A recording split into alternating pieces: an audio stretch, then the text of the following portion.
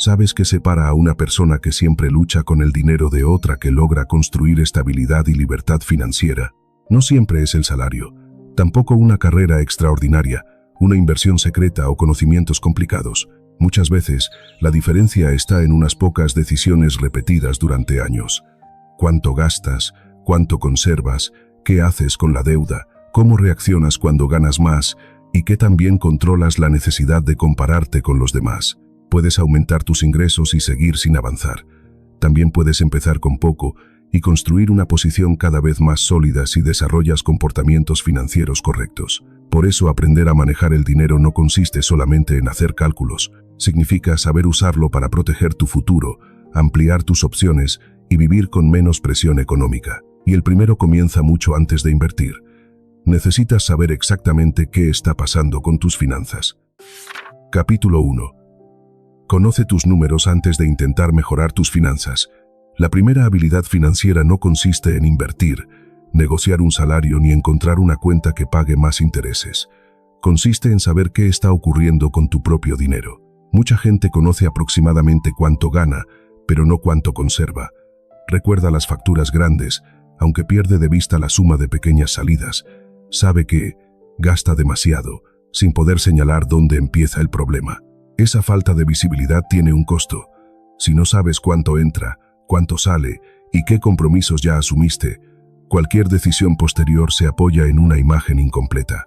Podrías creer que necesitas ganar más cuando en realidad tienes una fuga de gastos recurrentes. También es posible pensar que puedes permitirte una cuota porque cabe en este mes, aunque la acumulación de varias cuotas deje sin espacio los siguientes. Empieza con 3 cifras: ingreso neto mensual, gastos esenciales y gastos discrecionales. El ingreso neto es lo que realmente llega a tus manos después de descuentos inevitables. Los esenciales sostienen tu vida y tus responsabilidades: vivienda, comida, transporte básico, servicios, salud, cuidado de personas a cargo y pagos mínimos de obligaciones. Lo discrecional incluye aquello que puedes reducir, aplazar o eliminar sin poner en riesgo tu funcionamiento básico. No hace falta construir un presupuesto perfecto el primer día.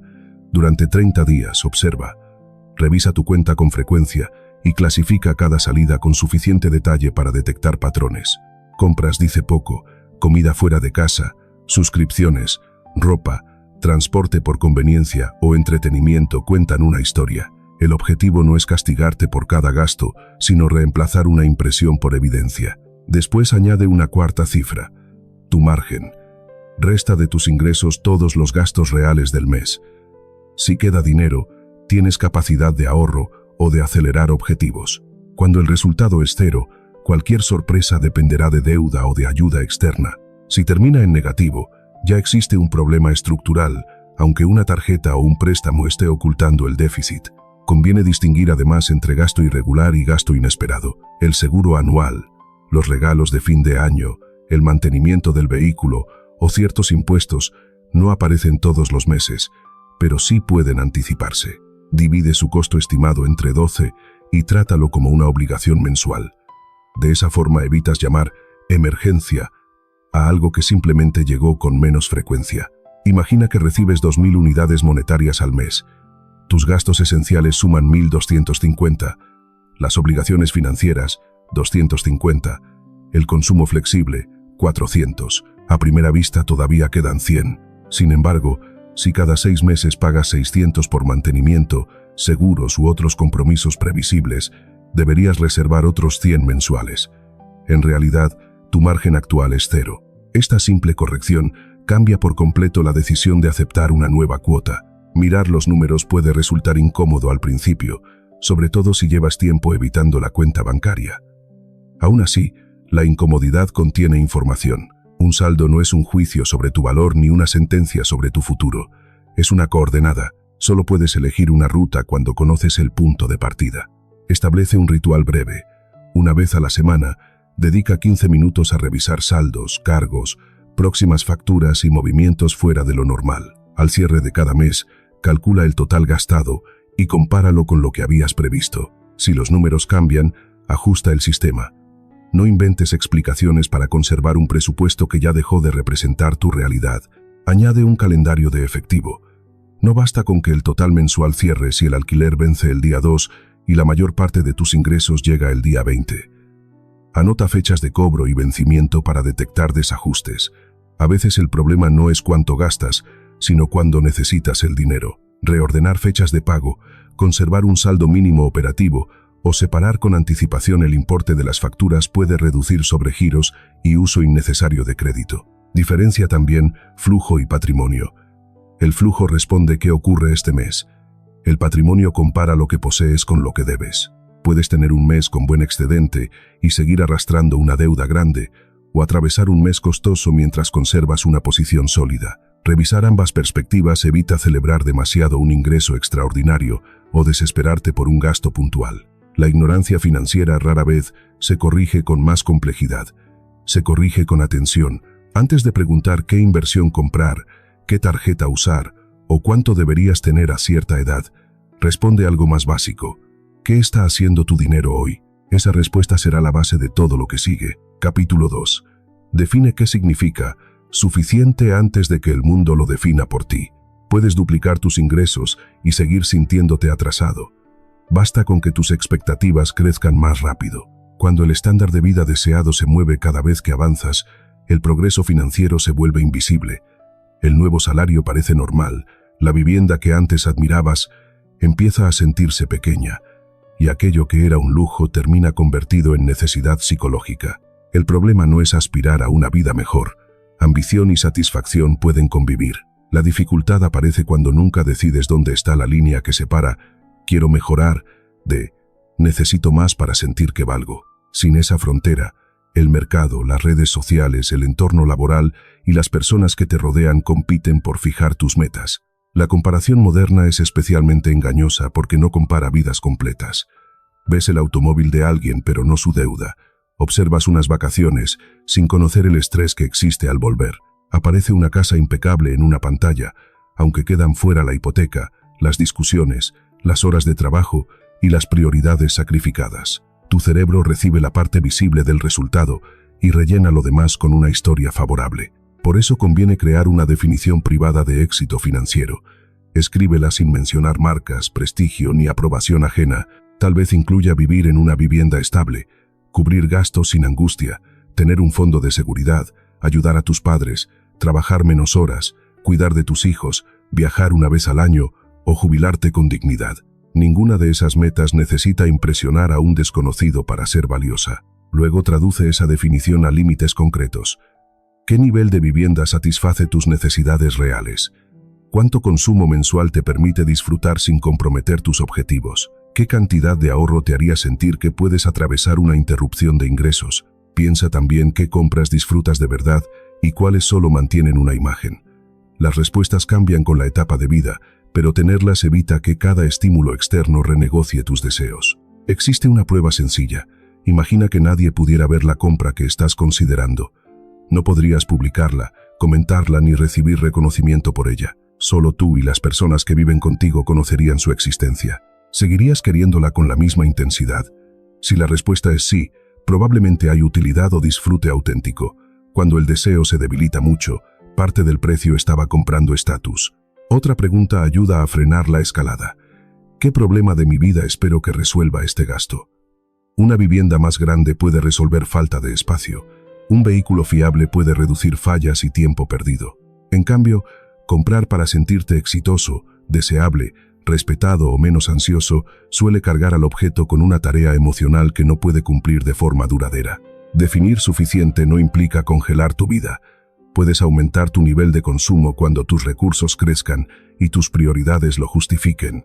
La diferencia está en decidirlo de manera consciente, no porque el nuevo ingreso te empuje automáticamente a una versión más cara de cada hábito. Si recibes un aumento, por ejemplo, podrías destinar una parte a mejorar tu presente y otra a fortalecer tu futuro. Así disfrutas el avance sin permitir que todo el incremento se transforme en obligaciones permanentes.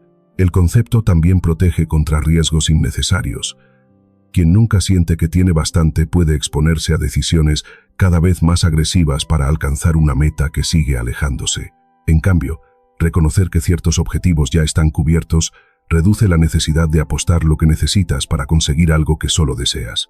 Haz un inventario de suficiencia. Anota 5 elementos de tu vida financiera que ya cumplen su función y que no necesitas mejorar por ahora. Después señala 3 áreas donde sí vale la pena progresar. Esa separación parece simple, pero libera recursos. Dinero, atención y energía dejan de dispersarse en una competencia sin final.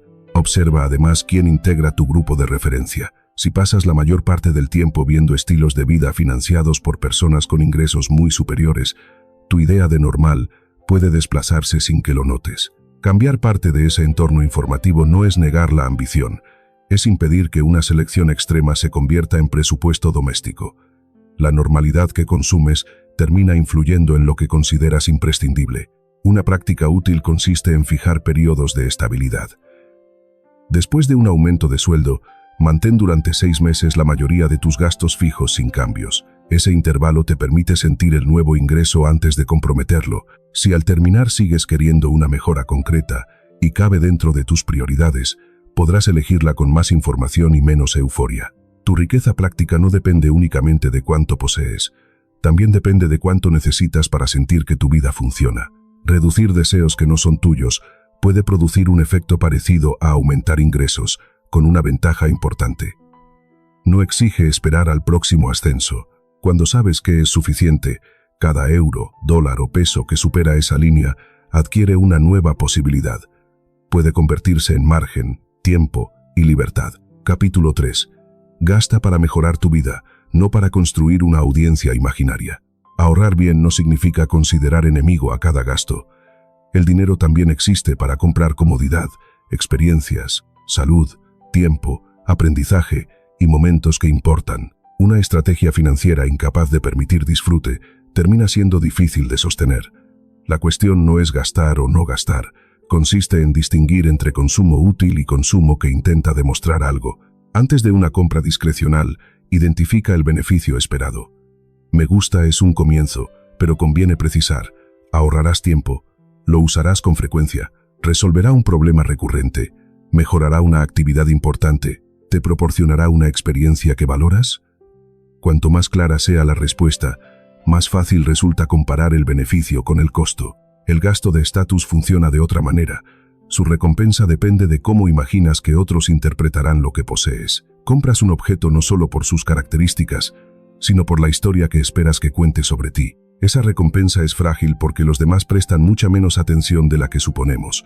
Incluso cuando admiran algo, a menudo están pensando cómo se verían ellos con ese objeto, no evaluando a su propietario. Para detectar ese patrón, observa lo que sucede después de comprar.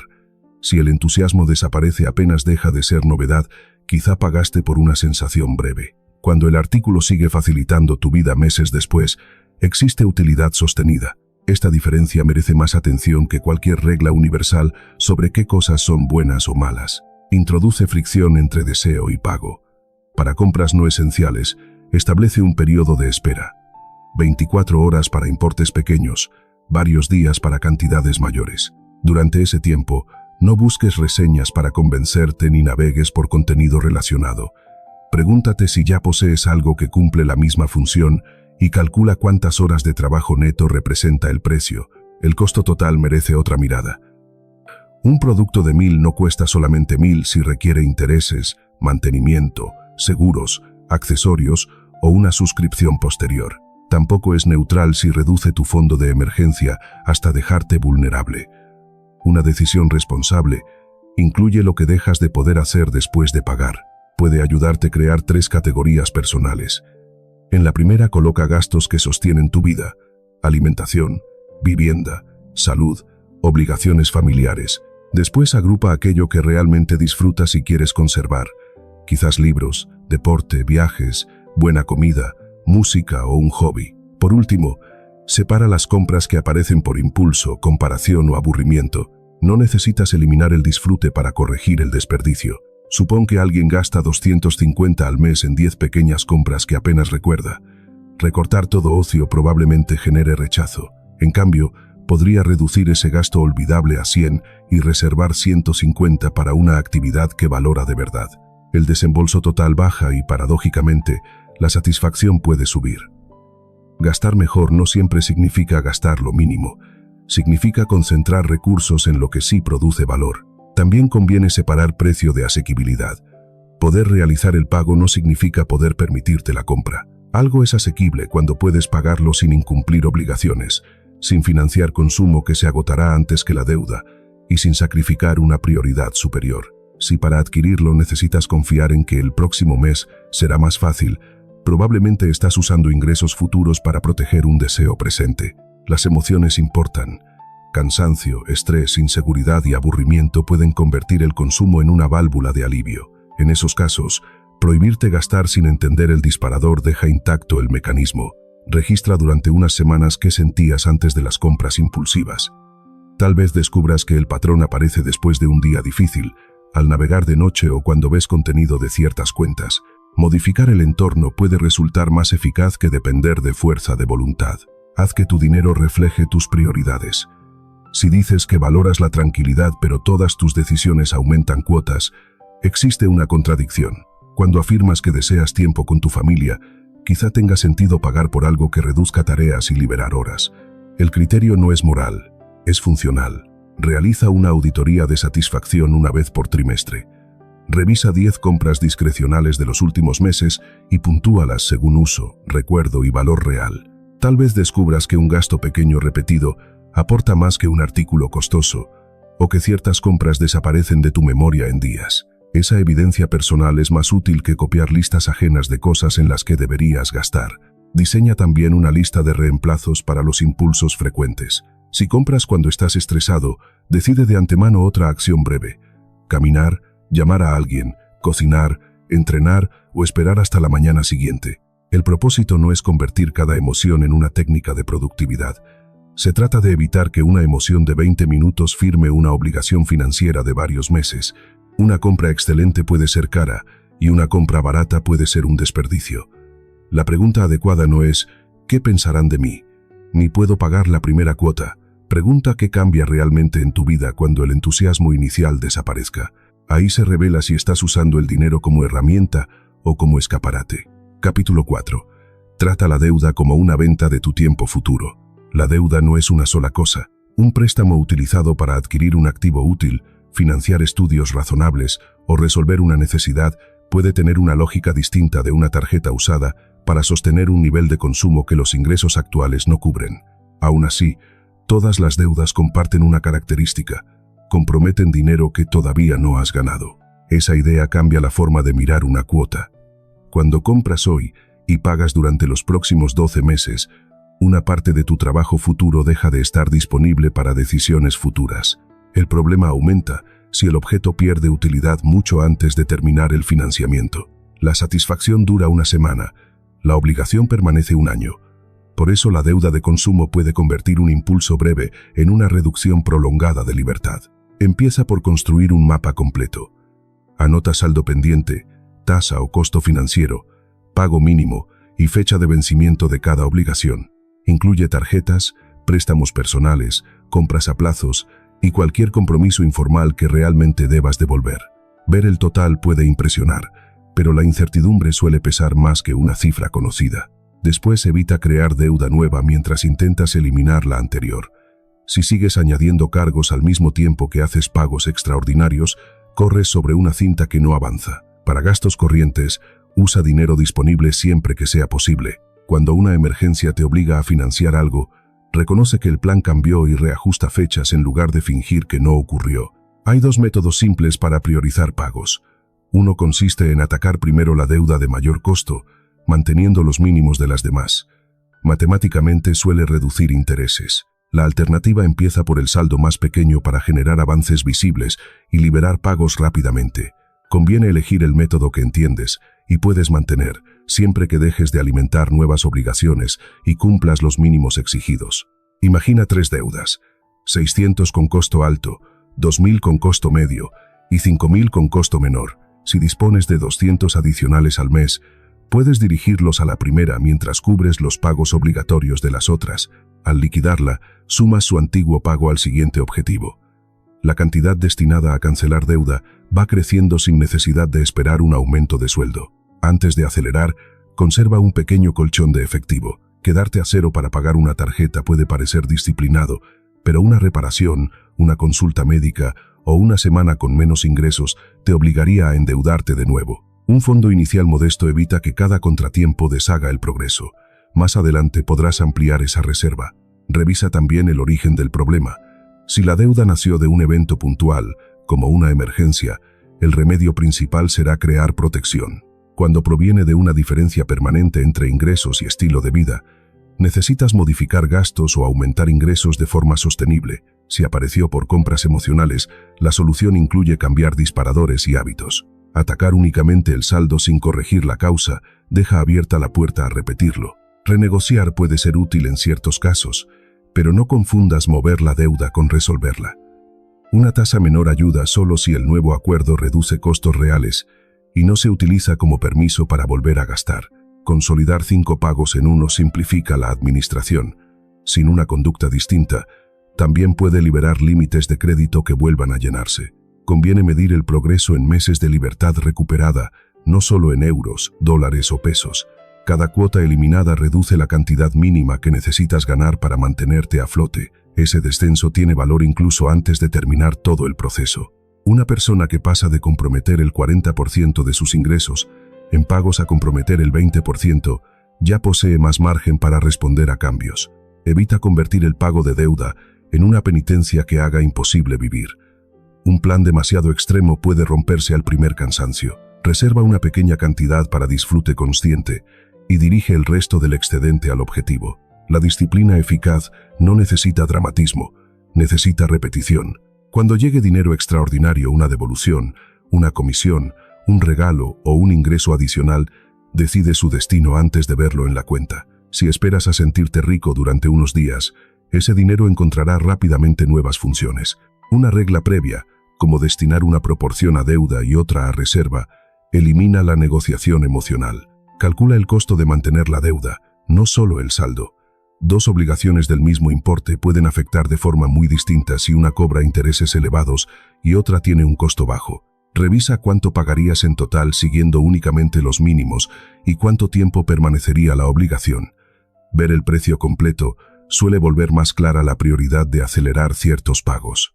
La libertad financiera no comienza el día en que desaparece la última obligación. Empieza cada vez que reduces la parte de tu futuro que ya está prometida. Mirar una deuda de esta manera evita la vergüenza y mejora el criterio. No estás pagando por un error pasado, estás comprando de vuelta capacidad de elegir. Capítulo 5. Ahorra primero y convierte la decisión en automática. Muchas personas intentan ahorrar lo que quede al final del mes.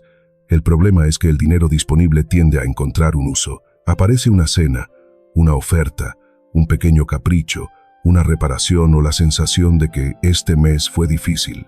Cuando llega el último día, el ahorro vuelve a convertirse en una intención para el próximo salario. Invierte el orden. Trata el ahorro como una obligación que se paga al principio, igual que una factura importante. En cuanto recibas ingresos, mueve una cantidad a una cuenta separada antes de expandir el gasto. No necesitas empezar con un porcentaje perfecto. La regularidad importa más que una cifra ambiciosa que abandonas después de 2 meses. Una referencia sencilla puede ser guardar el 10% de cada ingreso si tu situación lo permite. No es una ley. Quien está pagando deudas costosas, mantiene a varias personas o atraviesa ingresos muy bajos, tal vez deba comenzar con menos. Otra persona con gastos estables podría ahorrar bastante más. La utilidad de una regla porcentual está en evitar que cada pago exija una nueva discusión. Si el 10% resulta imposible, elige una cantidad que parezca demasiado pequeña para fallar.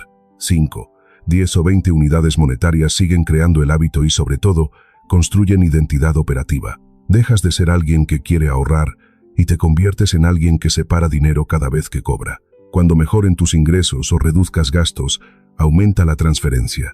La automatización multiplica esa ventaja. Programa el movimiento para el mismo día del salario o inmediatamente después. Si tus ingresos son variables, establece una regla manual repetible. Cada vez que recibas dinero, transfiere un porcentaje en ese momento. Cuantas menos decisiones dependan de tu estado de ánimo, menor será la posibilidad de que una emoción temporal destruya una meta de largo plazo. Separa el ahorro por función. Una cuenta puede servir para emergencias, otra para gastos previsibles como seguros, matrículas, mantenimiento o impuestos. Una tercera podría sostener objetivos de mediano plazo. No hace falta abrir muchas cuentas si tu sistema se vuelve confuso. pero sí conviene saber qué parte del saldo ya tiene trabajo asignado. Considera el ahorro como una compra de opciones. 100 unidades guardadas no están sin hacer nada. Pueden permitirte reparar un vehículo sin tarjeta, soportar unos días sin trabajo, rechazar una condición laboral abusiva o viajar por una necesidad familiar. Esa utilidad existe desde el momento en que el dinero permanece disponible, aunque nunca sepas qué evento concreto resolverá. Supón que dos personas ganan lo mismo. Una aumenta sus gastos cada vez que recibe un incremento y termina el año sin reserva. En cambio, la otra conserva parte de su nivel de vida anterior y automatiza la mitad de cada aumento. Después de varios años, ambas pueden haber disfrutado mejoras, pero solo una ha convertido parte de su progreso profesional en capacidad de elección. El ingreso creó la oportunidad. El sistema decidió el resultado. También puedes aplicar una regla a ingresos extraordinarios. Antes de recibir un bono, una devolución o un pago inesperado, decide qué proporción irá a ahorro, qué parte servirá para objetivos pendientes y cuánto podrás disfrutar. Al hacerlo antes, evitas que el dinero excepcional se convierta automáticamente en gasto excepcional. No confundas ahorrar con acumular sin propósito. Llega un momento en que parte del dinero destinado a horizontes lejanos puede necesitar inversión para buscar crecimiento. Sin embargo, la base líquida cumple otra función: estabilidad. No debería exponerse a oscilaciones importantes si puedes necesitarla pronto. La rentabilidad máxima no es el objetivo de cada unidad monetaria. Aumenta el ahorro mediante escalones. Cada 6 meses, revisa si puedes elevar la transferencia un punto porcentual o una cantidad pequeña. Los ajustes graduales suelen doler menos que una reducción radical del estilo de vida. Además, capturan mejoras salariales antes de que se transformen por completo en nuevos gastos. Si un mes necesitas usar parte de la reserva, no interpretes el retiro como fracaso. Para eso existe. Evalúa si el gasto correspondía al propósito de la cuenta y reconstruye después. Un fondo que nunca se toca puede ser útil. Uno que evita una deuda durante una crisis también cumplió perfectamente su trabajo. El hábito se fortalece cuando puedes verlo. Lleva un registro mensual del saldo ahorrado y de tu tasa de ahorro, calculada como ahorro dividido entre ingreso neto, no para competir con otras personas, sino para observar tu propia tendencia. Un 4% que sube de forma constante puede ser más valioso que un 20% imposible de sostener. Quien espera sentirse motivado para ahorrar depende de una emoción irregular. Al automatizar una cantidad razonable, construyes una infraestructura. A largo plazo, las finanzas personales mejoran menos por decisiones heroicas que por movimientos ordinarios que ocurren aunque nadie los celebre. Capítulo 6. Construye margen porque los imprevistos no piden permiso. Un presupuesto que solo funciona cuando todo sale bien es un presupuesto frágil. La vida contiene interrupciones, pérdida temporal de ingresos, reparaciones, cambios familiares, problemas de salud, mudanzas, periodos económicos difíciles y gastos que nadie incluyó en enero. No puedes saber cuál llegará primero, pero sí puedes aceptar que alguno aparecerá. El fondo de emergencia sirve para absorber esa incertidumbre. No está diseñado para producir la mayor rentabilidad ni para financiar vacaciones que olvidaste planificar. Su trabajo es evitar que un problema operativo se convierta en una crisis financiera. Por eso debe ser accesible, comprensible y suficientemente estable para que puedas usarlo cuando haga falta. Empieza con un objetivo inicial pequeño si hoy no tienes nada. Puede ser una cantidad capaz de cubrir una reparación habitual, una factura inesperada o una semana de gastos básicos. Alcanzar ese primer escalón importa, porque rompe la dependencia absoluta del próximo salario. Después amplía la reserva de manera progresiva. La cifra final no es idéntica para todos. Alguien con empleo estable, 2 ingresos en el hogar y pocos compromisos, puede necesitar menos meses de gastos que una persona autónoma, con ingresos variables y familiares a cargo. En lugar de copiar un número de Internet, examina la fragilidad de tu situación. ¿Cuántas fuentes de ingreso tienes? ¿Qué tan fácil sería reemplazarlas? ¿Qué gastos no puedes reducir y quién depende de ti? Calcula primero tus gastos esenciales mensuales. Luego pregunta cuánto tiempo realista podría llevarte recuperar ingresos si la fuente principal desapareciera. Ese periodo ofrece una referencia. Si necesitas 1.500 al mes para cubrir lo básico y estimas que una interrupción seria podría durar 3 meses, una reserva de 4.500 sería un objetivo razonable inicial. Podrás ajustarlo con experiencia. Mantén este dinero separado del saldo cotidiano. Si lo ves mezclado con lo que usas para ocio, Es fácil sentir que tienes más capacidad de gasto de la que realmente existe. Una cuenta distinta crea una barrera mental sin impedir el acceso. La separación también permite saber de inmediato si el fondo está completo. Define qué es emergencia antes de enfrentarte a una. Una emergencia suele ser necesaria, urgente y no planificada. Cambiar un electrodoméstico que dejó de funcionar puede cumplir los 3 criterios. Un viaje decidido ayer no. El mantenimiento anual del automóvil tampoco debería considerarse inesperado si sabes que llegará. Para los gastos previsibles, crea fondos específicos. El margen no termina en la cuenta bancaria. También puede existir en tu presupuesto mensual. Si cada unidad de ingreso está comprometida, incluso con excelentes objetivos, cualquier variación obliga a deshacer el plan. Dejar una pequeña holgura reduce esa tensión. No optimices tus finanzas hasta el punto de que un error de cálculo las rompa. Hay otro tipo de reserva, el margen de decisión. Una persona con varios meses de gastos cubiertos puede tomarse tiempo para buscar un empleo adecuado en lugar de aceptar el primero por desesperación. Quizá pueda abandonar una relación comercial dañina, cuidar a un familiar o mudarse donde exista una oportunidad. El ahorro compra tiempo, y el tiempo mejora algunas decisiones. No uses la existencia de un fondo como excusa para ignorar seguros o prevención. Determinados riesgos son demasiado grandes para cubrirlos solo con efectivo. Del mismo modo, revisar mantenimiento, salud y contratos puede reducir la probabilidad de ciertos costos. La mejor emergencia es aquella que una precaución razonable evita. Si debes retirar dinero, registra la causa y establece un plan de reposición. Imagina que tu reserva era de 3.000 y una reparación consume 800. Durante los meses siguientes, podrías reducir temporalmente otros objetivos hasta reconstruir esos 800. El sistema responde al golpe y después recupera su forma. También conviene revisar el fondo cuando cambia tu vida. Un bebé, una hipoteca, un trabajo por cuenta propia o una mudanza pueden aumentar gastos básicos y dependencia de una sola fuente de ingresos. Una promoción con mayor estabilidad podría alterar la necesidad en sentido contrario. La reserva no es una cifra sagrada, es una herramienta adaptada al riesgo real. Mantener efectivo disponible puede parecer ineficiente durante años tranquilos. Esa impresión desaparece el día que evita vender una inversión en mal momento o pedir un préstamo caro. Algunos recursos no están ahí para maximizar retorno, sino para proteger el resto del sistema. La seguridad financiera no consiste en predecir el próximo problema, consiste en poder recibir una sorpresa sin que todas tus decisiones anteriores pierdan sentido. Cuando construyes margen, dejas de exigir que el futuro sea perfecto para que tu presente siga funcionando. Capítulo 7. Vive por debajo de tus posibilidades para convertir ingresos en independencia. Ganar más ayuda. Negarlo sería absurdo. Un ingreso mayor puede cubrir necesidades, acelerar el pago de deuda, permitir ahorro y abrir oportunidades. Sin embargo, el salario por sí solo no determina la fortaleza financiera. Lo decisivo es la distancia entre lo que entra y lo que necesitas gastar para mantener tu vida.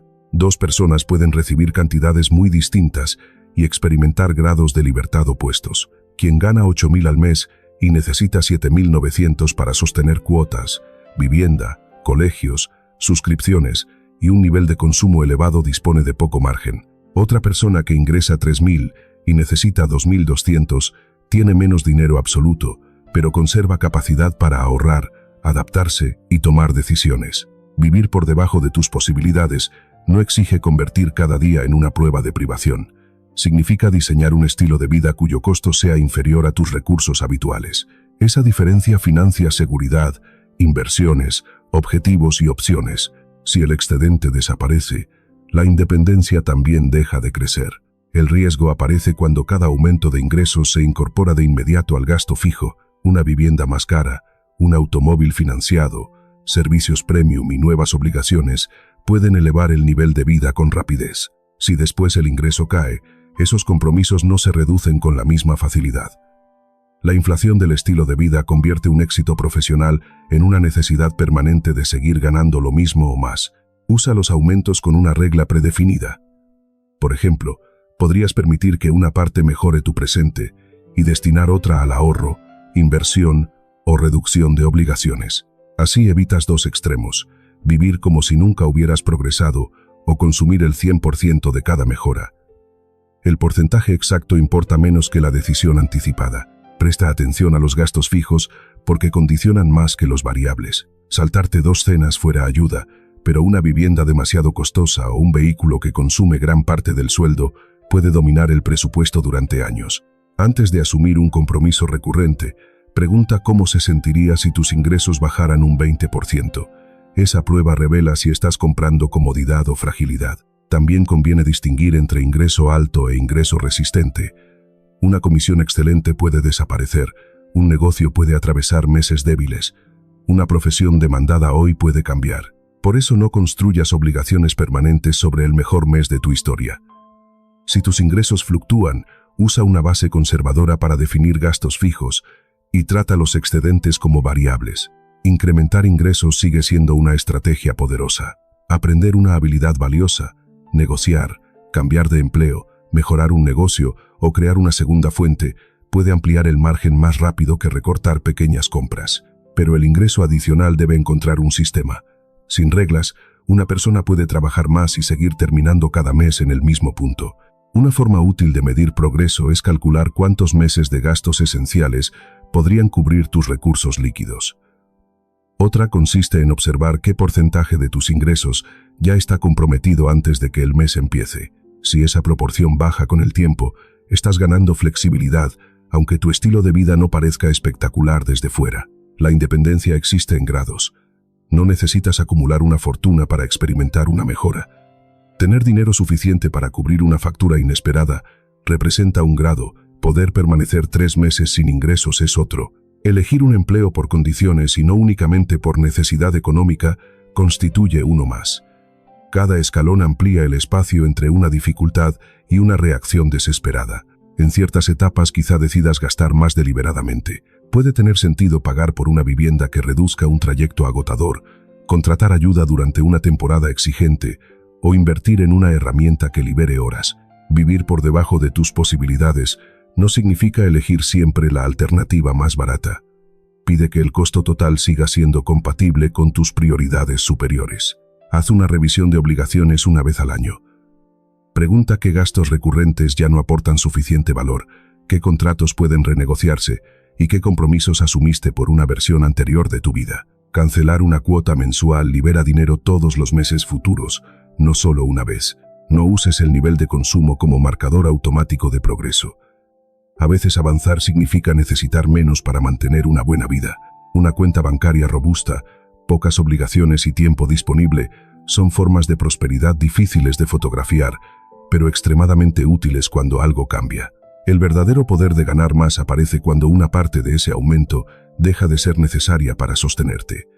Ahí el ingreso se convierte en patrimonio, el patrimonio en margen y el margen en capacidad de elección.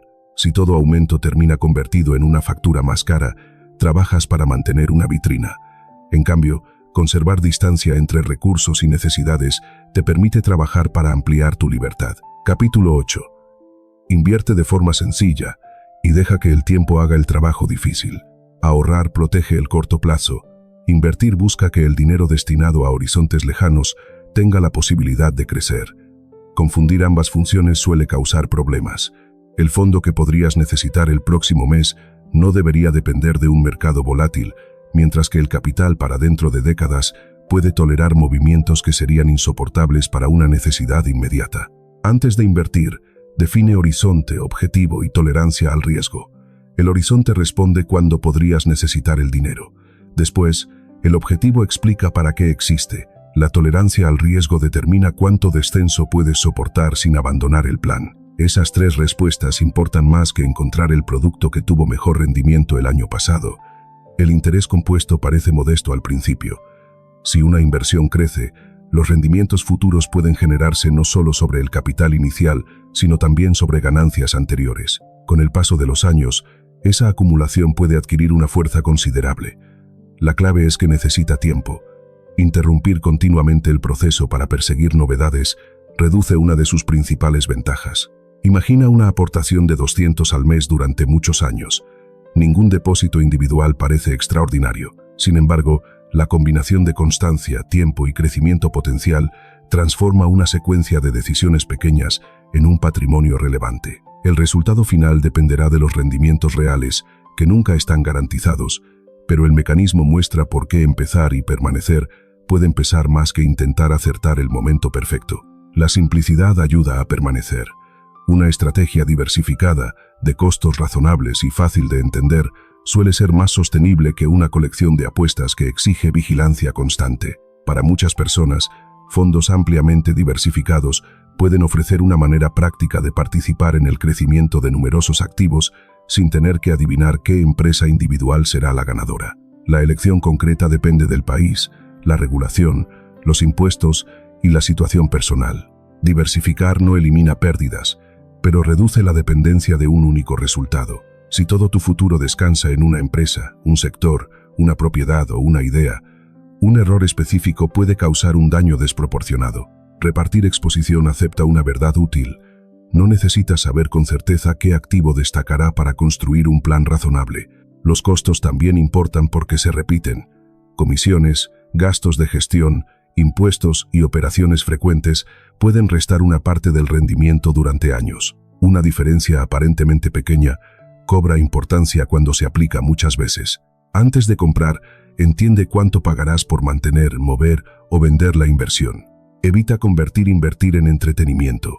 Los mercados ofrecen noticias cada hora, gráficos que cambian por segundos y opiniones capaces de hacerte sentir que debes actuar. Sin embargo, una cartera diseñada para 20 años no necesita una nueva filosofía cada martes. La actividad frecuente produce sensación de control, no necesariamente mejora el resultado.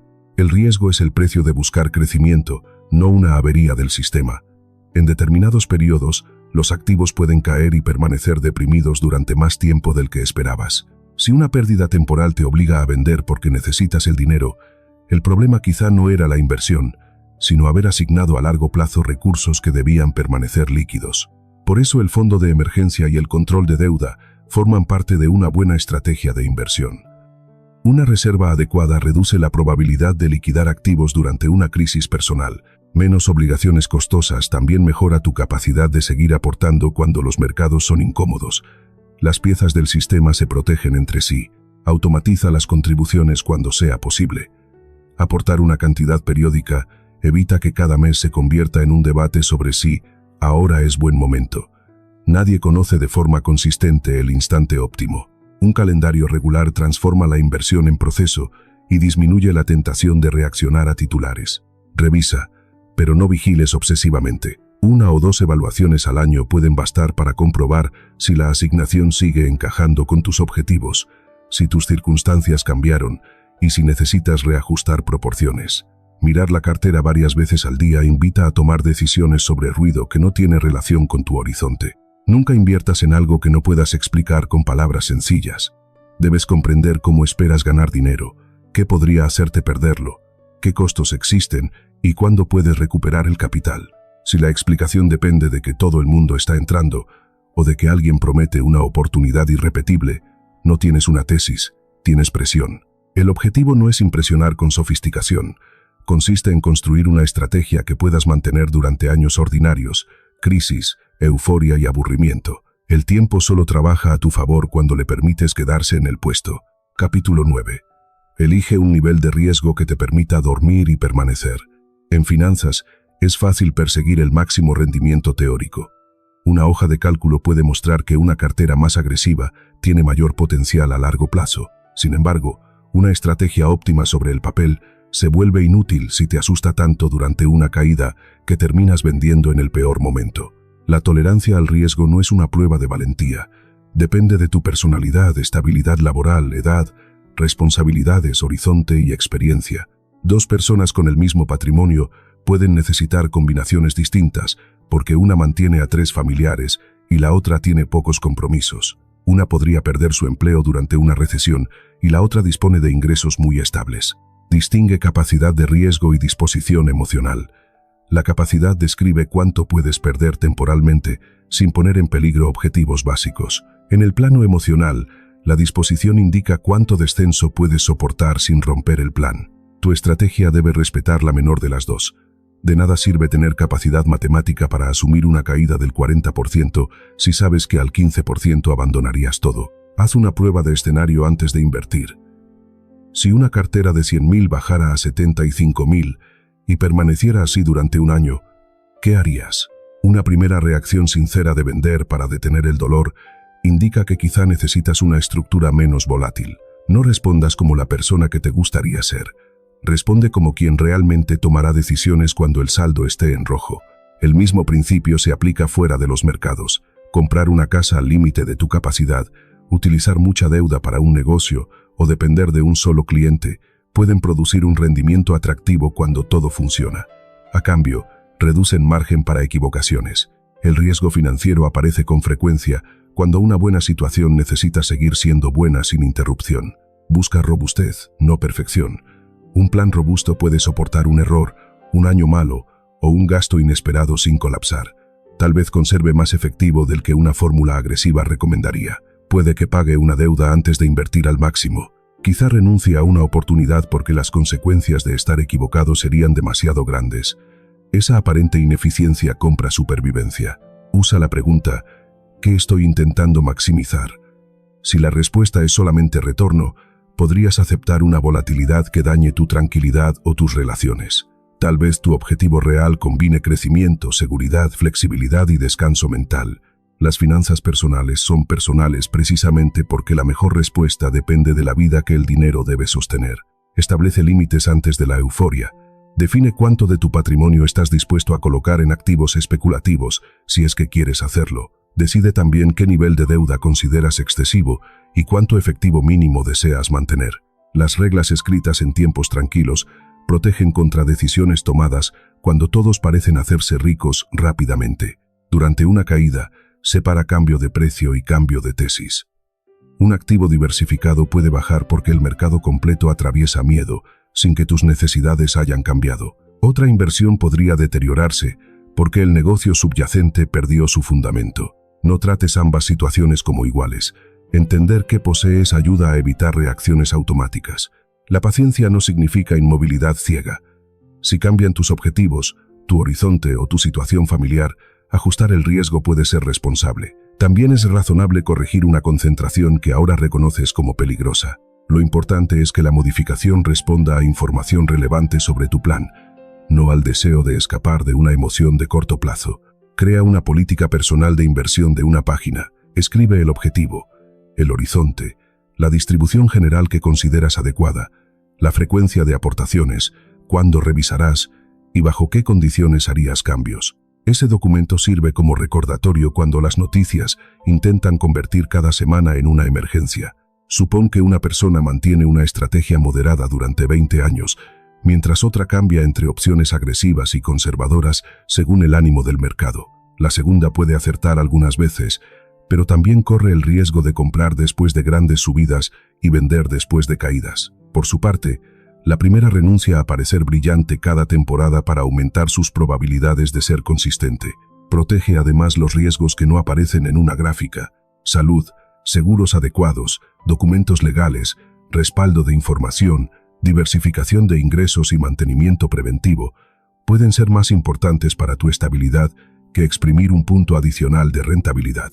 Una vida financiera completa no cabe en el rendimiento de una cartera. El mejor nivel de riesgo es aquel que te permite seguir participando sin hipotecar necesidades esenciales ni convertir cada movimiento del mercado en una crisis doméstica. Dormir bien no es una métrica blanda. Si una estrategia te deja tan inquieto que te obliga a tomar malas decisiones, la ansiedad ya forma parte de su costo. Capítulo 10. Aprende la diferencia entre parecer rico y ser financieramente libre. La riqueza visible es fácil de reconocer: casas, automóviles, ropa, restaurantes, viajes y objetos costosos. El patrimonio que produce independencia suele ser invisible, porque está formado por lo que no se gastó: efectivo disponible, inversiones, poca deuda y obligaciones manejables. Esa diferencia explica por qué no puedes estimar la situación financiera de alguien mirando su estilo de vida. Una persona puede conducir un automóvil caro y estar pagando una cuota que absorbe buena parte del salario. Istra podría usar un vehículo sencillo mientras acumula activos y conserva una gran capacidad de elección. Desde fuera, la primera parece más próspera. Cuando llega una pérdida de empleo, una oportunidad de mudanza o el deseo de trabajar menos, la segunda quizá tenga más opciones. Ser rico, en el sentido cotidiano, suele describir capacidad de consumo. La libertad financiera, en cambio, describe capacidad de decidir. Puedes pagar una cena sin revisar el saldo. Eso es comodidad. Rechazar un trabajo tóxico porque tienes meses de gastos cubiertos representa independencia. Ambas cosas son agradables, pero cumplen funciones diferentes. El tiempo es una de las compras más valiosas que el dinero puede realizar. Ahorrar puede permitirte tomar un permiso, cuidar a un hijo, buscar un puesto mejor o reducir jornadas. Incluso antes de alcanzar una independencia total, pequeñas reservas compran pequeños fragmentos de tiempo. Ese beneficio no aparece en una fotografía, aunque puede cambiar profundamente la experiencia diaria. Haz una lista de decisiones que tomarías si tus gastos esenciales estuvieran cubiertos durante un año. Tal vez no abandonarías tu profesión. Quizás solo negociarías con más calma. Podrías estudiar, rechazar clientes problemáticos, mudarte, cuidar tu salud o dedicar tardes a tu familia. La lista revela qué significa libertad para ti y convierte el ahorro en algo más concreto que tener dinero. Después calcula el costo de tu autonomía. Cuanto más alto sea tu gasto esencial, mayor patrimonio necesitarás para comprar el mismo tiempo. Esto no significa reducir tu vida hasta lo mínimo. Muestra que cada obligación recurrente tiene un precio doble, el pago mensual y la cantidad de libertad futura que exige financiar. La independencia psicológica importa tanto como la matemática. Alguien puede tener mucho dinero y seguir dependiendo de aprobación, prestigio o una competencia interminable. En ese caso, el patrimonio crece sin reducir la sensación de escasez. Si cada avance crea un nuevo estándar social que debes alcanzar, la cuenta puede mejorar mientras la libertad emocional permanece estancada. Por eso conviene practicar una forma de riqueza silenciosa. Permite que algunas mejoras financieras no produzcan ninguna señal externa. Un aumento puede convertirse en una transferencia mayor a inversiones. Una deuda cancelada no necesita reemplazarse por otra cuota. Un bono puede fortalecer la reserva. Nada de eso generará admiración en redes, pero sí cambia la estructura de tu futuro. Evita usar el patrimonio neto como medida de valor personal. Es una herramienta para decisiones, no una calificación humana. Puede subir por disciplina, oportunidad, tiempo o condiciones de mercado. También puede caer por enfermedad, crisis, responsabilidades familiares o errores. Confundir el número con identidad vuelve más probable tomar riesgos absurdos para proteger una imagen. Una buena vida financiera debe apoyar una buena vida, no sustituirla. Si aumentar ingresos exige destruir salud, vínculos y descanso durante décadas, el costo merece ser contado. A veces el sacrificio temporal tiene sentido para alcanzar una meta importante. Lo peligroso es convertirlo en un modo permanente de vivir porque nunca definiste qué querías conseguir. Prueba a medir riqueza con indicadores adicionales. ¿Cuántos meses puedes vivir sin ingreso? ¿Qué porcentaje de tu tiempo controlas? ¿Cuántas decisiones importantes puedes tomar sin pedir crédito? ¿Qué tan vulnerable eres a una sola fuente de ingresos? ¿Tus gastos reflejan lo que valoras? Estas preguntas no reemplazan las cifras, las conectan con su propósito. Imagina dos opciones laborales. La primera paga un 20% más, pero exige traslados, horarios impredecibles y gastos adicionales que consumen parte de la diferencia. En la alternativa recibes menor sueldo, más tiempo y estabilidad. Elegir una u otra depende de tus metas. Mirar únicamente el salario ignora que el dinero sirve para comprar una forma de vivir, no para ganar una competición abstracta. La riqueza también puede expresarse en la capacidad de esperar. Con una reserva, el comprador puede esperar una oportunidad razonable. Quien trabaja con margen dispone de tiempo para evaluar ofertas. La urgencia suele ser cara. El ahorro reduce su poder. No necesitas dejar de disfrutar de lo visible. Una casa hermosa, un viaje especial o un objeto excelente pueden tener valor genuino. Solo asegúrate de que no estén reemplazando la parte invisible que te protege. El lujo más profundo no es mostrar cuánto puedes gastar, sino conservar suficientes recursos para que tu vida no dependa de impresionar a nadie. Capítulo 11. Crea reglas simples que funcionen durante décadas. Los consejos financieros aislados sirven poco si cada decisión vuelve a empezar desde cero. La meta final es construir un sistema que convierta principios en acciones repetibles. Un buen sistema reduce errores en días difíciles, evita que la euforia dicte inversiones y permite corregir el rumbo sin rehacer toda tu vida. Comienza con una secuencia de prioridades. Primero cubre necesidades esenciales y pagos obligatorios. Después, protege un colchón básico. Elimina deudas costosas. Amplía la reserva y destina dinero a objetivos de largo plazo. El orden exacto puede variar según tasas, estabilidad laboral y responsabilidades, pero necesitas saber qué viene antes para que dos metas no compitan cada mes sin resolución. Define reglas de entrada para el dinero. Cada vez que cobras, una parte cubre gastos, otra fortalece reservas y otra puede ir a inversión u objetivos. Si tus ingresos son variables, usa porcentajes. Cuando son estables, pueden funcionar cantidades fijas. Añade una regla específica para ingresos extraordinarios para que los bonos no desaparezcan por falta de plan. Luego establece reglas de salida. Las compras discrecionales superiores a cierta cantidad esperan unos días. Ninguna nueva cuota se acepta sin revisar el porcentaje de ingresos ya comprometido. Los gastos anuales se provisionan mensualmente. Una tarjeta no financia consumo que no podrías pagar con efectivo disponible. Estas barreras convierten tus valores en decisiones automáticas. Crea también reglas de revisión. Una vez a la semana verifica movimientos y saldos. Cada mes calcula gastos, ahorro y avance de deuda. Una o dos veces al año revisa inversiones, seguros, objetivos y grandes compromisos. No necesitas mirar todo a diario. La frecuencia adecuada mantiene conciencia sin convertir el dinero en obsesión. El sistema debe incluir tolerancia para errores. Habrá meses caros, decisiones imperfectas y objetivos que cambien. En vez de abandonar porque gastaste más de lo previsto, identifica qué ocurrió y ajusta. Si un presupuesto solo funciona con conducta perfecta, no es un buen presupuesto. Diseña para seres humanos reales. Reduce el número de cuentas, productos y estrategias hasta el punto en que todavía puedas explicar para qué sirve cada uno. Complejidad sin beneficio crea lugares donde esconder costos y decisiones olvidadas. Una estructura sencilla facilita detectar problemas y permite que otra persona de confianza entienda la situación si alguna vez debe ayudarte. Documenta información esencial. Mantén una lista segura de cuentas, obligaciones, pólizas, contactos y documentos relevantes. Si compartes responsabilidades financieras con una pareja o familiar, ambos deberían conocer el sistema básico. La independencia no consiste en guardar secretos, sino en evitar que la vida de otra persona dependa de información que solo tú posees. Incluye una regla para aumentar el ahorro con el tiempo. Cada subida salarial puede activar automáticamente un incremento de aportación. Al cancelar una deuda, su antigua cuota puede liberarse hacia la siguiente meta. De esta manera, el progreso se acelera sin requerir una reinvención constante.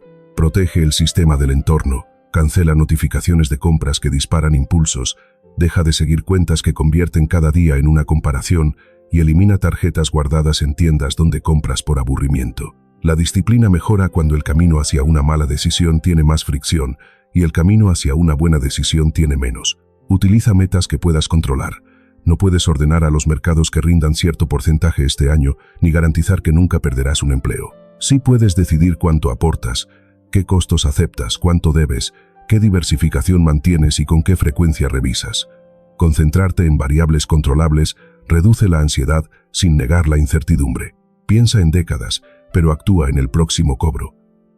La planificación de largo plazo no exige saber exactamente cómo será tu vida a los 70 años. Requiere tomar hoy una decisión que no cierre opciones futuras. Ahorrar, evitar deuda innecesaria y mantener flexibilidad sirven en muchos futuros posibles, incluso aquellos que no puedes imaginar. Revisa tu definición de suficiente cuando cambien tus circunstancias. Un objetivo adecuado a los 25 puede quedar pequeño a los 40. Una obligación importante hoy quizá desaparezca después. Ajustar no significa permitir que el estándar se mueva cada semana. Significa distinguir evolución deliberada de inflación automática de expectativas. Haz una prueba anual de resistencia. Pregunta qué ocurriría si tus ingresos cayeran durante 3 meses, si apareciera un gasto grande o si una inversión bajara de forma significativa. ¿Qué parte del sistema absorbería el golpe? Luego identifica lo que tendrías que recortar y cuál deuda se volvería peligrosa. Las respuestas muestran dónde falta margen antes de que el problema exista. Por último, mide el éxito por continuidad. Un mes perfecto seguido de abandono vale menos que años de decisiones suficientemente buenas. La paciencia financiera no es pasividad. Es la capacidad de repetir comportamientos útiles mientras el resultado tarda en hacerse visible. Cuando el sistema es simple, cada cobro, cada factura y cada inversión dejan de ser eventos aislados y se convierten en parte de una dirección coherente. No necesitas ganar todas las decisiones. Necesitas evitar errores que destruyan el progreso y mantener hábitos que te permitan seguir en el juego. Esa combinación claridad, margen, simplicidad y tiempo convierte 11 consejos en una sola capacidad. Gobernar tu dinero sin permitir que el dinero gobierne tus decisiones. El objetivo de una buena vida financiera no es llegar a un número que obligue a todos los demás a admirarte. Es conseguir que el dinero deje de decidir por ti en los momentos importantes. Esa libertad se construye de manera poco espectacular, mirando tus cifras, manteniendo las expectativas bajo control, gastando en lo que realmente mejora tu vida, reduciendo obligaciones, ahorrando antes de consumir y dejando espacio para lo que no puedes prever. A partir de ahí, el tiempo empieza a trabajar contigo. Una reserva pequeña se convierte en margen. El margen evita una deuda. La deuda que no aparece deja libre un pago. Ese pago puede transformarse en ahorro o inversión. Años después, lo que parecía una colección de decisiones menores forma una estructura capaz de sostenerte cuando el entorno cambia. No necesitas aplicar 11 ideas mañana. Elige una acción que pueda ejecutarse hoy. Abre tus cuentas y calcula cuánto entró y cuánto salió durante el último mes. Si ya conoces esas cifras, programa una transferencia automática. Cuando eso también esté hecho, revisa la deuda más costosa o define la cantidad que significa suficiente para tu estilo de vida. El avance financiero se vuelve real cuando un principio adquiere fecha, cantidad y movimiento. Habrá periodos en los que ganes más y otros en los que debas protegerte. Algunas inversiones subirán, otras atravesarán descensos. Tus prioridades cambiarán con la edad, la familia, la salud y el trabajo. Un sistema sólido no pretende evitar esos cambios. Te da suficiente margen para atravesarlos sin entregar cada decisión a la urgencia. Recuerda la pregunta central: ¿para qué quieres el dinero? Si la respuesta se limita a tener más, nunca sabrás cuándo has llegado. Cuando buscas estabilidad, tiempo, opciones, cuidado para las personas que amas y capacidad de elegir, cada unidad monetaria puede cumplir una función concreta. La prosperidad más útil suele ser discreta. Se nota cuando una factura inesperada no destruye el mes, cuando puedes pensar antes de aceptar una mala oferta, cuando una caída del mercado no te obliga a vender y cuando una compra ajena no altera tus prioridades. Ahí el dinero deja de ser una puntuación y vuelve a ser una herramienta. Empieza con el próximo movimiento, no con una fantasía de perfección. Hazlo pequeño si es necesario, automático cuando sea posible y suficientemente sencillo para repetirlo durante años. La independencia financiera no llega en un instante. Se acumula cada vez que conservas una parte mayor de tu futuro bajo tu propio control.